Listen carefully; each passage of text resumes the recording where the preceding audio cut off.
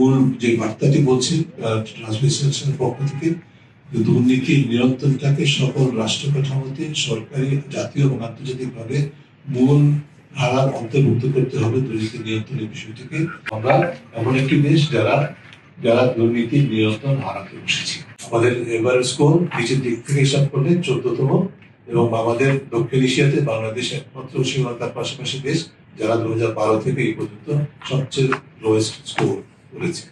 যে সময় ডেটা বা তথ্যের উপর নির্ভর করে এবারের সূচকটি, সেই সময়টা ছিল বাংলাদেশে কর্তৃত্ববাদ বিকাশে, এই কর্তৃত্ববাদের বিকাশের অন্যতম উপাদান ছিল চৌর্যবৃত্ত ভিত্তিক রাজত্ব যেটা ছিল, তার উপর ভিত্তি করে যে স্বৈরতান্ত্রিক ব্যবস্থা, তার একটা চূড়ান্ত রূপ ধারণ করেছিল যে মেয়াদটি, এটা অর্থাৎ নভেম্বর 2021 থেকে সেপ্টেম্বর 2024 এই মেয়াদটি।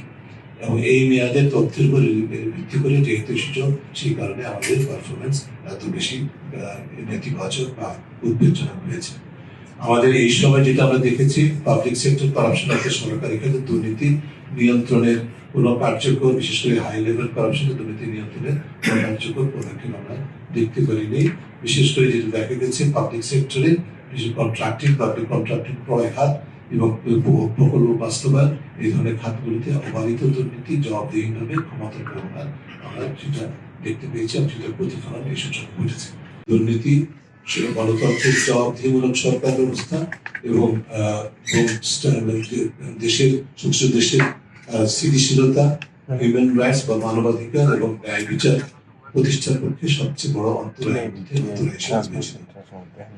আর যদিও আবার রিপিট করছি, যদিও হাই স্কোরিং কান্ট্রি হিসেবে অনেকগুলো দেশই পরিচিত, তার সত্ত্বেও সেসব দেশে বিশেষ করে ফাইন্যান্সিয়াল সেন্টার বা আর্থিক যে ব্যবস্থাপনা আছে, তার মধ্যে বিভিন্ন ধরনের লুপহোলের কারণে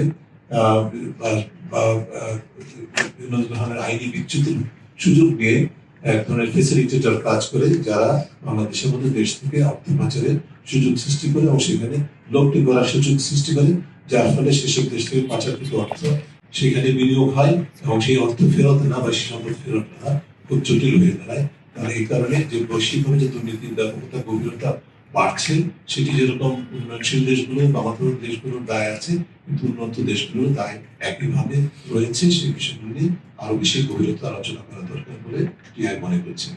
একই সাথে আমরা যেটা দেখতে পাচ্ছি সেটা হচ্ছে যে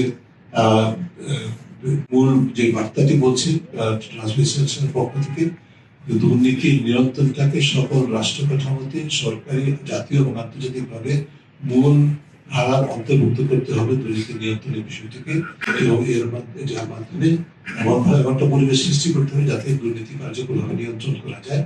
এই পর্যন্ত সর্বনিম্ন, এবং আমরা এমন একটি দেশ যারা দুর্নীতি নিয়ন্ত্রণ হারাতে বসেছি।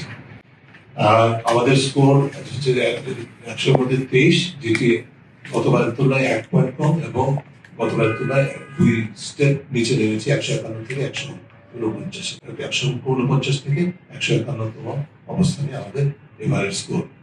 আমাদের এবারের স্কোর নিচের দিক থেকে হিসাব করলে 14তম, এবং আমাদের দক্ষিণ এশিয়াতে বাংলাদেশ একমাত্র শ্রীলঙ্কার পাশাপাশি দেশ যারা 2012 থেকে এই পর্যন্ত সবচেয়ে লোয়েস্ট স্কোর করেছে। এবং বাংলাদেশের স্কোরটা হচ্ছে যে লোয়েস্ট স্কোর শ্রীলঙ্কার মতো আমাদের দেশ অথরিটেরিয়ান বা কর্তৃত্ববাদী সরকার ছিল, এবং আমাদের সত্ত্বেও যেটা উল্লেখযোগ্য, আমাদের স্কোর কর্তৃত্ববাদী সরকার কর্তৃক পরিচালিত দেশগুলোর যে গড় স্কোর তার তুলনায় 6 পয়েন্ট কম। এবং একইভাবে আমাদের স্কোর হচ্ছে যে অতীব গুরুত্বপূর্ণ দুর্নীতির কারণে বিপর্যস্ত যে দেশগুলো, তার মধ্যে আমরা অন্যতম।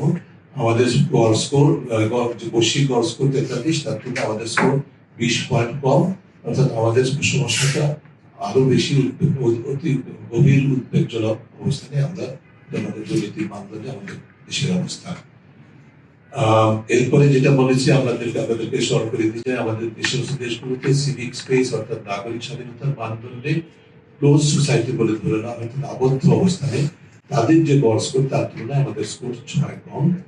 এবং আগে যেটা বলেছি কর্তৃত্ববাদী সরকার কর্তৃক পরিচালিত দেশগুলোর তুলনায় 6 স্কোর কম।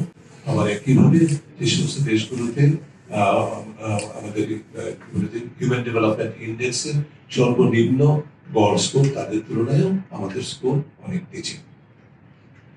এবং বাংলাদেশের উল্লেখযোগ্য বিষয় একটা বিষয় হচ্ছে আমি এবার যেটা লক্ষ্য করেছি, বাংলাদেশের থেকে অর্থ পাচার হলে সবচেয়ে বেশি লাভবান যে দেশগুলো তাদের মধ্যে হাই পারফরমেন্স দেশগুলো অবস্থিত আছে।